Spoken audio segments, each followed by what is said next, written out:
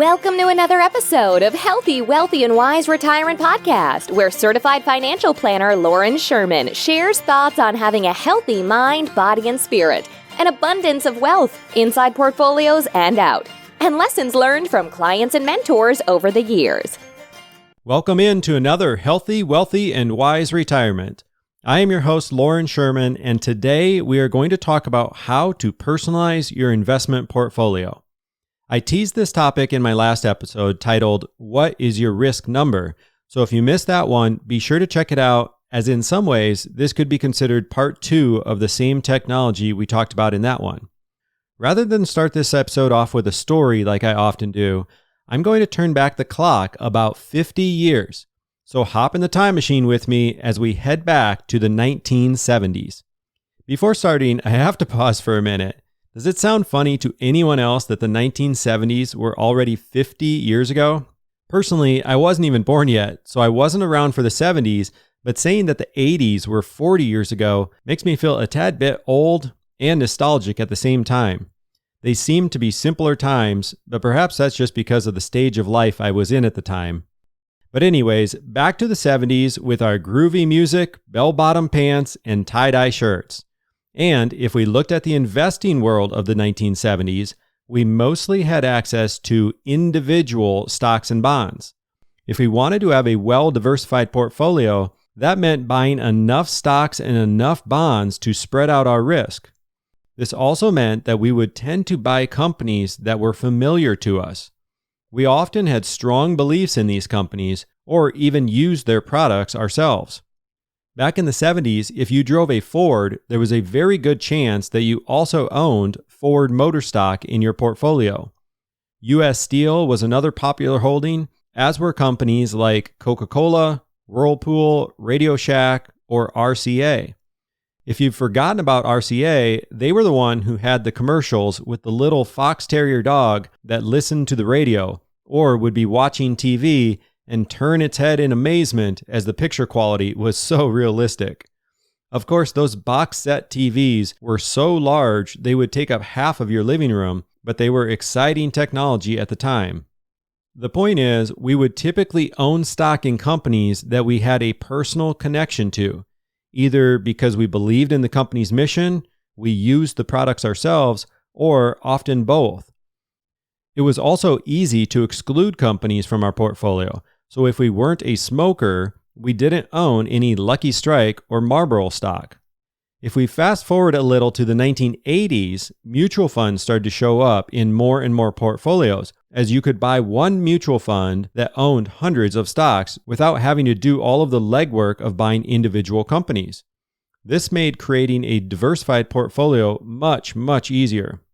You may also remember that CDs, which are typically thought of as a pretty poor investment or more of a place to park your money for a short period of time, but in the 1980s, CDs were looked at as a legitimate investment, and rightfully so, as they often paid interest rates as high as 18%. I'm curious if anyone listening ever had CDs that paid 20% or higher. It would be interesting to hear what some of the highest rates people were able to get at this time. Moving into the 1990s, mutual funds really took over, and we saw the internet boom where individual investors were able to do this on their own for the first time without needing a stockbroker to give them access to the market. Of course, for many, this was also a rude awakening when the dot-com crash took place. But really, if we look at our history, we've always had steep market drops in each decade. History doesn't repeat, but it sure does rhyme. Moving into the 2000s and up to the present day, I would say that for some, investing has become gamified almost. Not only do we have access through our computers, but unlike in the 90s, wireless internet is available everywhere. Of course, on top of that, we have access in the palm of our hand with our smartphones. This gamification of investing has brought back some of the investing in individual stocks like we saw mostly in the 70s. Beyond that, we still see a fair amount of mutual funds, although ETFs or exchange-traded funds have become their more efficient replacement. Similar to mutual funds, ETFs offer immediate diversification and access to any market we can imagine, But unlike mutual funds, they can be traded instantly and can be a more tax-efficient way to invest. They also have lower costs associated with them, although mutual fund costs are coming down now too. So we took this little time machine trip down memory lane, but what does all of this mean? Well, the long and short of it is that for many of us, we've never been more disconnected from the actual companies we are investing in. We started off by selecting a basket of companies that we know, love, and use every day, to now we probably own a handful of funds, which means we likely have 5,000 or more companies we are invested in right at this moment. This is a good thing in many ways because we can build a better portfolio this way, but the reason this could be concerning is that psychologists find that we are much more likely to stick with a plan when we can personalize it and have a deeper connection to it. Not only that, but if you have kids or grandkids who are still saving for retirement, they will be much more likely to set aside a larger amount of their paycheck when they feel a connection to their plan and the companies they invest in are aligned with their beliefs. In a similar study, researchers tried to figure out what motivates people to make positive decisions, particularly when the reward is not immediate, meaning they would have to wait to reap the rewards. A few examples that fit this description include exercise, eating healthy, and saving for retirement. You could say that all three of these would be a trade-off of immediate pain for long-term gain. What researchers found is that if you give someone all of the benefits of a healthy diet, of exercising daily, or withholding an extra $100 from each paycheck for retirement, as compelling as that evidence might sound, it does not move the needle that much as far as getting people to change their behavior. Instead, what they found to be most motivating were two things: social environment and envisioning their future self. Regarding social environment, I think it can be easier to see from the outside looking in just how much everyone's actions around us affect our own habits. If the group we surround ourselves with exercise often and eats healthy, that's no guarantee that we will too, but it makes it much more likely. If you head into your HR department and they ask how much you want to withhold from your paycheck for retirement, for many people, their very first question would be, what is everybody else doing? The other motivating factor that I found interesting is being able to envision your future self. These days, with technology being what it is, we are able to input different variables that revolve around our habits. Do we get some exercise, or are we more on the lazy end of the spectrum? Do we eat healthy every once in a while, or do we flip it around and perhaps only indulge every once in a while? Taking this information, we can see different versions of ourselves 10, 20, or 30 years into the future.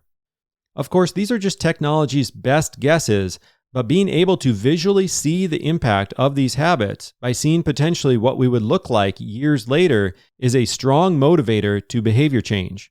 In the same way, many people wouldn't really miss an extra $100 coming out of each paycheck, but by forecasting one retirement vision compared with another without as much financial freedom, once again, this is a strong motivating factor when we can link a visual picture of the future with our current actions. Retirees could use this as well. Perhaps you're no longer saving for retirement, but exercise and nutrition never get old. Instead of envisioning ourselves as retirees just 10 or 20 years into the future, I bet it's a lot more motivating to envision the grandkids as they grow up. The alternative of this is not being able to see them grow up and develop as young adults.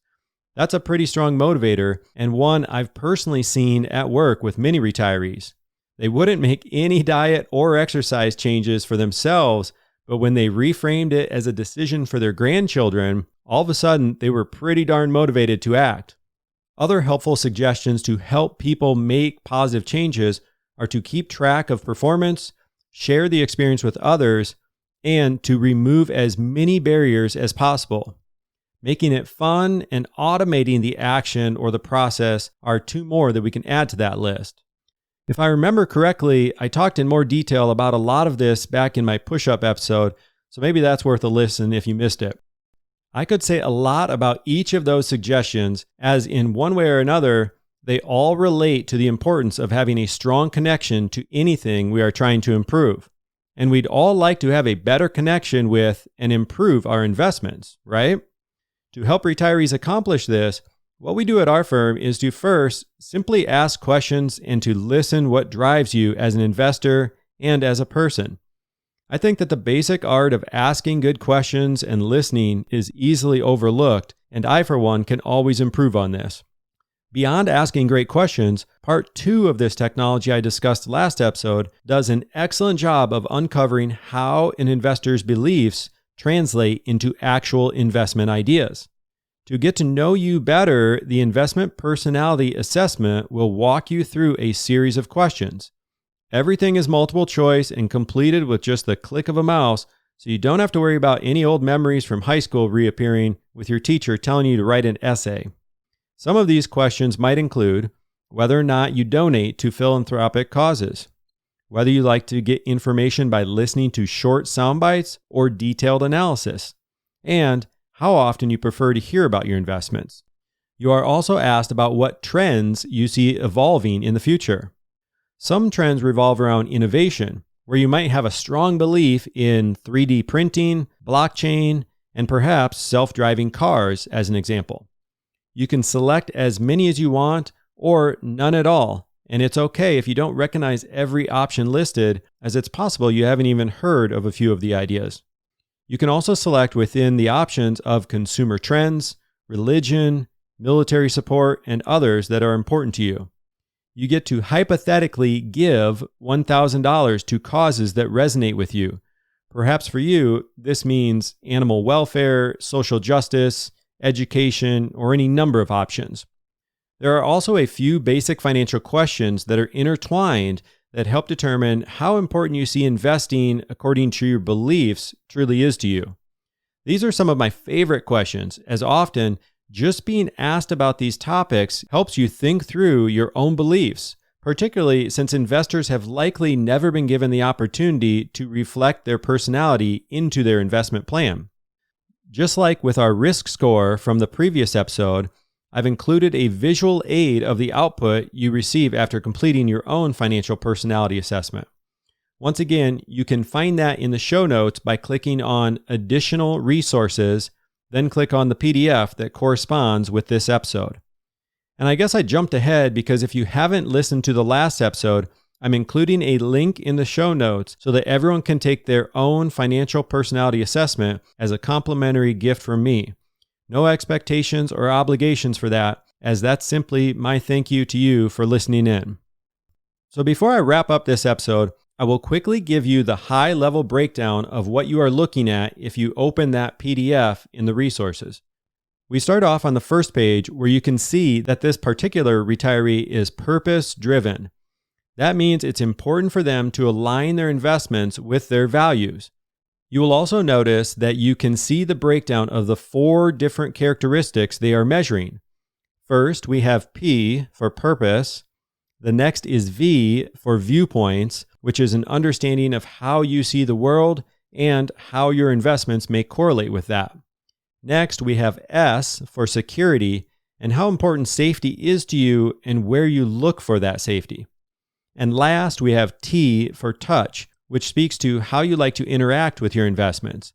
For example, do you like a quick overview or do you like to get under the hood and understand everything? Do you prefer to do everything on your own or do you seek out like-minded investors? So this first page gives you an investment personality snapshot showing your percentage breakdown for each characteristic. If you scroll down to the remaining pages, you will get a more detailed description of these 4 characteristics based on how you answered these questions. More often than not, when I've had clients complete this, they learn something about themselves or their spouse. So if you're married, make sure your spouse is completing their assessment separately.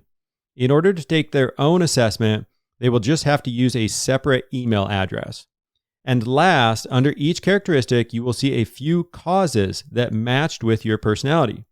For purpose, this might include eradicating poverty, disaster recovery, and water sustainability. For viewpoints, this might mean you match with Christianity, social media, and American manufacturing, for example. You get the point, as each of the 4 characteristics will have causes that match with them, and this will help us have a conversation as to how to build an ideal portfolio unique to you. At the end of the day, we have a lot of clients who are charitable givers, both of their time and often of their money. But when I sit down in conversation with these retirees, they rarely have thought about how to merge their financial planning and their passion projects together. A few months ago, in parts 1 and 2 of my Happy Money episodes, we learned that one of the only feelings better than receiving a gift is to give one. So this may be worth revisiting, as we could all use a bit more happiness in our lives. That does it for today, but as always, please reach out with any feedback, questions, or future topic ideas, and be sure to schedule a call if any of this resonates with you so we can chat more. Once again, I encourage you to take advantage of that link in the show notes for your own financial personality results. Check out healthywealthywiseretirement.com for any past episodes, and I will be back in just 2 weeks. Thank you so much for listening and supporting this podcast. If you've enjoyed listening, we would love if you took a quick moment to leave an honest review. Of course, we're shooting for 5 stars, but if you have suggestions to improve the show, we would love to hear from you too. Just click on the podcast name, Healthy, Wealthy, and Wise Retirement Podcast, and scroll down to ratings and review. Thanks again for your support, as this helps us reach a wider audience and help even more retirees just like you. This podcast is for entertainment and informational purposes only and is not intended as a specific tax, legal, or investment advice. Lauren Sherman is a certified financial planner and co-owner of Integrity Wealth Management, an investment advisor serving retirees in search of their own healthy, wealthy, and wise retirement lifestyle.